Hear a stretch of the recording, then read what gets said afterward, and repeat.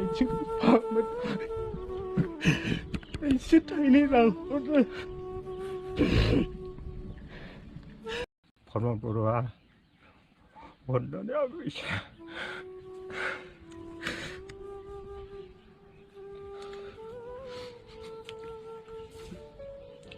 अनसुंथाइ हरब्ला आं खुब मोजां मोनगौमोन आरो दा गासिबो हा हु फानजोबनांखाबाय आं दा जेबो गैला आं दा मालायनियावसो न'आ लुनानै थाफैदों बेनो दानिया एसे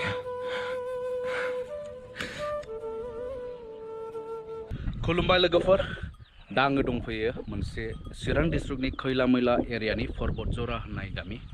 मोनसे न'खरावहाय सासे फंबाया ओरैबायदि दुखुथियायै जिउ खांनांगासिनो दङ दुखुथियाल' नङा लोगोफोर नाथाय नैबे सासे बर' सेंग्राहा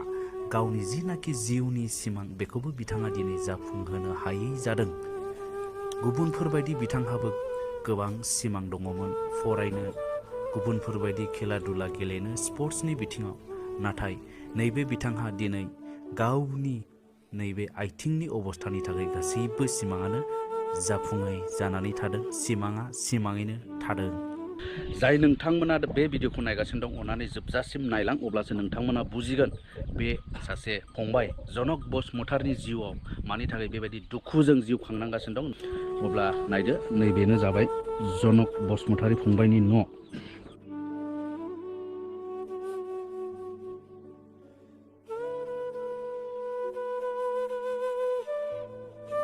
दा बेनो जाबाय नै जनक बसुमतारि दा बे फंबायहा माखासे प्रब्लेम दं प्रब्लेमा बेनो बे फंबायहा आथिङा नोरजिया जानानै दं एबा बायनानै गोबाव समनिफ्रायनो बुहुत खस्थ'जों दिनैसिम जायगा दाबसेनिफ्रायनो एरायनो हायि अबस्था जानानै दं दा नैबे फंबायनि गासै बिसयखौ नोंथांमोना खोनासंनानै लाग्रो जोङो नोंथांमोननो फोरमायग्रोनानै होनि सिगांनि अपारेसन खालामनायनि सिगां अपारेसन खालामनायनि दाग आरो बियो ना दा मोनगौजोबमान बेजोंनो गोमादै गबाय थायो लामा जाबाय गाराय जाबाय ओमफ्राय 3-4 बोसोरा मोनगौमान थाजोबमान बेजों गोमादै गबाय थानाय जाबाय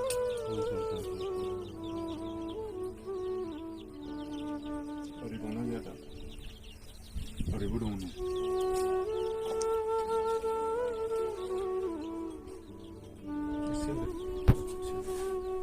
दा बे बैसोआव जाय बैसोआव बिथांहा माने गावनि जिउ दानानै लानांगौमोन फरायफुनाय बैसो क्लास 8 सिम फरायनानै दङमोन फंबाया दा 19 इयार्स जाबाय ने नाथाय बे समावनो बे फंबायहा खुनु जेरावबो थांनो हायि स्कुलाव थांनो हायि लोगोफोरजों थांनो हायि नैबे अबस्था जानानै दङ नैबे बेसे गोबाव जाखो बेबायदि थाबायलांनाया 3 बोसोर बारबाय ने 3 बोसोर बारबाय नै बेबायदियै थागासिनो दङ बेनि सिगां नों स्कुल हाबगासिनो दंमोन क्लास 8 सिम ने न'आवनो थाबाय थानाङो औ जेरावबोथ' थांनो हालाया हासुनाय जानाय लोंनाय थाबायनाय आरो बिराद खस्थ' मोनो आथिङाबो थाबायला एसे सायो ओमफ्राय बारा जर मोनना मोदोमखौ गिलिर मोनो गुबुनफोरबायदि फरायनो गोसोमोन आरो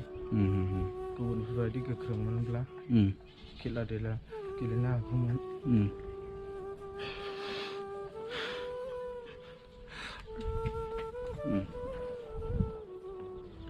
अननानै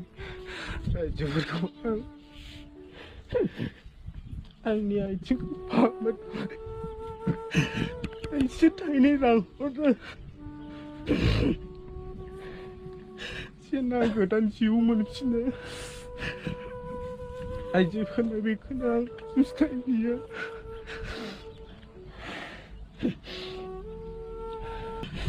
दा नैबे फंबायनि थाखाय जाय नोंथांमोना बेनि गोदान जिउ खांनायाव मदद होनो गोसो नोंथांमोना स्क्रिनाव नुगासिनो दङ नैबे बेंक एकाउन्टाव नोंथांमोननि जेनाखि आग्लायनाय फैसाफोरब्लाबो थाइसे थाइनै नोंथांमोना जुदि हरनोब्लानो बे जनक बसुमतारि फंबायनि थाखाय गोदान जिउ खांनानै होनाय जागोन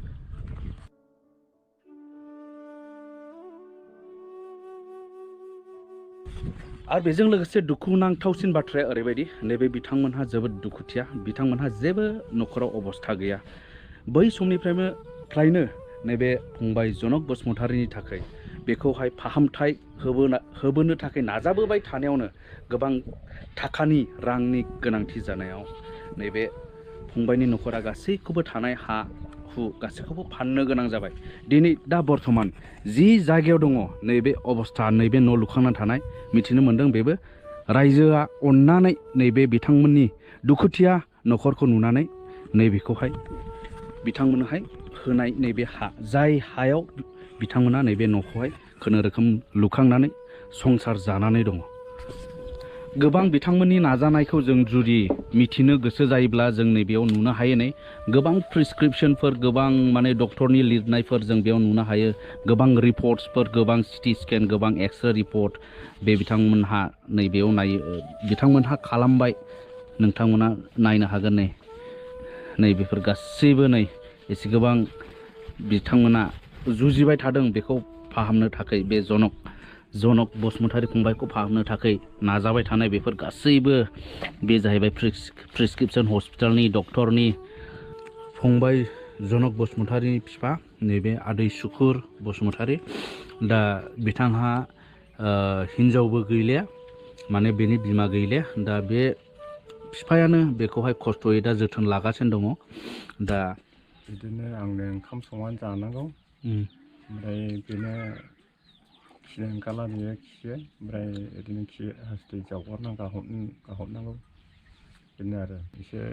खावलायो जाहाथे रायजो राजाफ्रा अननानैहाय आंनि बे फिसानि मोखाङाव नायनानै जाहाथे थाइसे थाइनै सहाय हरला आं खुब मोजां मोनगौमोन आरो। आंथ' बिदिनो हाजिरासो मावना जायो, आरो ना सारनानै आं फाननानै जायो। आं बेखौनो आं बुंनो लुबैबावदों जाहाथे जोंनि सार फर्मा बर'आ अननानै आंखौ एसे